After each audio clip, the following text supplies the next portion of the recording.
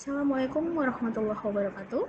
Semoga anak ibu dalam keadaan sehat walafiat sehingga bisa mudah menerima pembelajaran pada hari ini.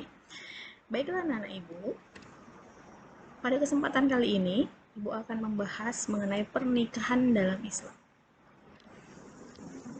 Pernikahan arti secara bahasa adalah mengumpulkan, menggabungkan atau menjodohkan. Sedangkan secara syariah, menikah itu berarti akad yang menghalalkan pergaulan antara laki-laki dan perempuan yang bukan mahram. Tujuan dari pernikahan yang pertama, memenuhi tuntutan naluri manusia yang asasi. Sebagaimana Rasulullah SAW bersabda, perempuan itu dinikahi karena 4 perkara, yaitu karena kekayaannya, keturunannya, kecantikannya, dan agamanya. Maka carilah yang baik agamanya, karena kalau tidak, niscaya celakalah engkau. Dari hadis ini bisa kita ambil pelajaran bahwa fondasi yang paling utama dan penting adalah agama. Supaya apa? Supaya rumah tangganya berjalan sesuai dengan syariat agama Islam. Yang kedua, mendapatkan ketenangan hidup. Allah berfirman dalam Quran Surah Ar-Rum ayat 21 yang artinya, dan di antara tanda-tanda kekuasaannya ialah dia menciptakan untukmu istri-istrimu dari jenismu sendiri, supaya kamu cenderung dan merasa tentram kepadanya, dan dijadikannya di antaramu rasa kasih dan sayang. Sesungguhnya pada yang demikian itu benar-benar menjadi tanda-tanda bagi kaum yang berfikir. Selanjutnya, membentengi akhlak, meningkatkan ibadah kepada Allah Subhanahu wa taala, mendapatkan keturunan yang soleh, dan menegakkan rumah tangga yang islami. Hukum pernikahan. Hukum pernikahan dibagi menjadi 5. Hukum pernikahan itu wajib apabila bagi orang yang telah mampu. Mampu di sini dalam hal mampu secara fisik, mental, ekonomi, dan akhlak untuk melakukan pernikahan dan mempunyai keinginan untuk menikah serta takut terjerumus ke dalam maksiat. Pernikahan hukumnya sunnah bagi orang yang telah mempunyai keinginan untuk menikah, namun tidak khawatir terjerumus maksiat.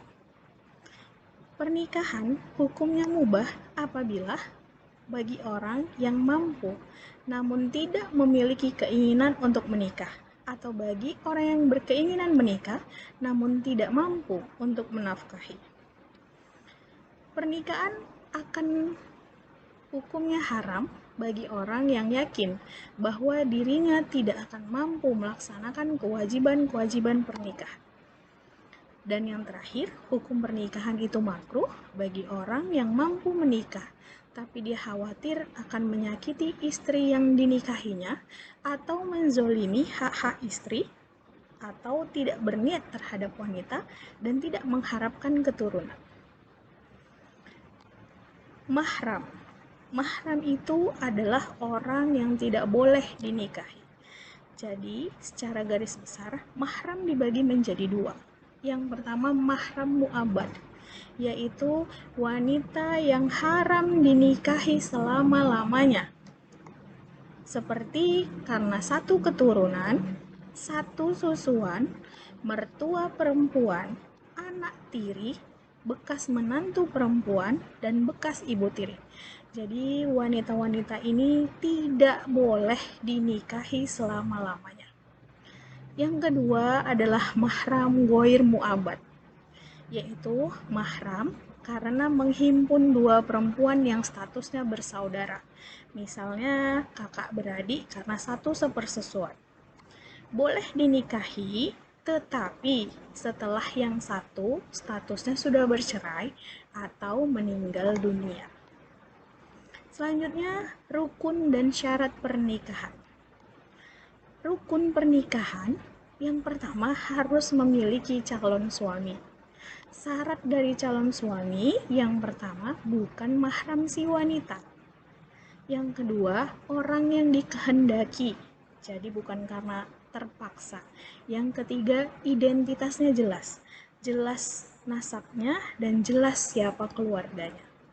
Rukun yang kedua, harus ada calon istri dengan syarat bukan mahram si laki-laki, terbebas dari halangan nikah seperti masih dalam masa idah atau berstatus istri orang.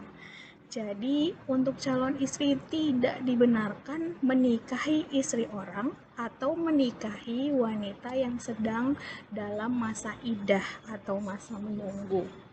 Rukun yang ketiga, harus ada wali. Syarat wali, orang yang dikehendaki, laki-laki, mahram si wanita, balik atau dewasa, berakal, tidak terhalang wali lain, tidak buta, tidak berbeda agama, dan merdeka. Rukun yang keempat, harus ada 2 orang saksi dengan syarat berjumlah 2 orang, bukan wanita, berarti saksi itu harus laki-laki, sunnah dalam keadaan rela dan tidak terpaksa. Sedangkan rukun yang terakhir disebut dengan ijab qabul, yaitu perkataan dari mempelai laki-laki dengan syarat tidak tergantung dengan syarat tertentu. Jadi, laki-laki atau mempelai laki-laki melakukan ijab qabul itu tanpa syarat dan tanpa terpaksa. Atau boleh dengan bahasa asing. Jadi boleh pilih mau menguasai bahasa asing, bahasa Inggris, bahasa Arab, bahasa Turki, bebas. Yang penting dengan bahasa yang bisa dimengerti. Baiklah anak-anak ibu, sekian dulu penjelasan dari ibu untuk pembahasan kita kali ini. Dan kalau ada yang ingin bertanya atau kurang jelas, kita akan bertemu di pertemuan selanjutnya untuk mendiskusikan materi-materi atau pemahaman-pemahaman yang kurang jelas, yang kurang dipahami oleh anak-anak ibu. Sekian, ibu tutup. Assalamualaikum warahmatullahi wabarakatuh.